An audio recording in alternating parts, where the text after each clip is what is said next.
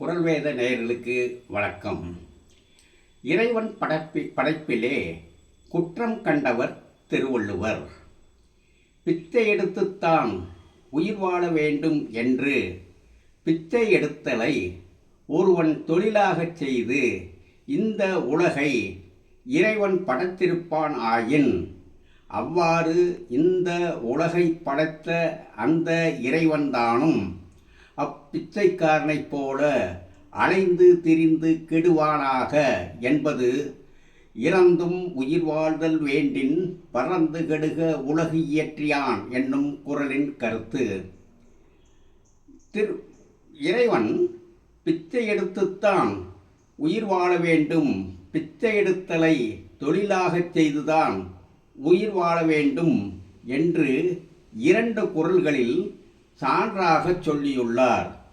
துறப்பார்மன் துப்பரவில்லார் என்னும் குறளிலும், துப்பரவில்லார் துவரத் துவராமை என்னும் குறளிலும் இச்சான்றுகள் அமைந்துள்ளன.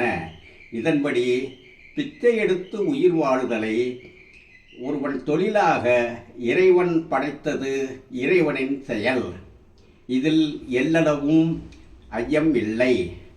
ஆதலால் இறைவன் படைப்பினில் குற்றம் கண்டு இறைவனை குற்றவாளி கூண்டில் நிறுத்தி குற்றவாளி என்று தீர்ப்புரை வழங்கியவர். தீர்ப்புரை வழங்கி அக்குற்றவாளிக்கு அப்பிச்சைக்காரனைப் போல அலைந்து திரிந்து கெடுவானாக என்று தண்டனையும் வழங்கியவர். இவைகளையெல்லாம் ஆராய்ந்து பார்க்கும்போது திருவள்ளுவர் இறைவனை காட்டிலும் ஒருபடி உயர்ந்து நிற்கின்றார். இறைவனை காட்டிலும் ஒருபடி சிறந்து நிற்கின்றார். ஆதி பகவன் முதற்றே உலகு என்னுமிடத்தில் இறைவனை புகழ்ந்து பாடினார். பறந்து கெடுக உலகு இயற்றியான் என்னுமிடத்தில் இறைவனை இகழ்ந்து பாடினார்.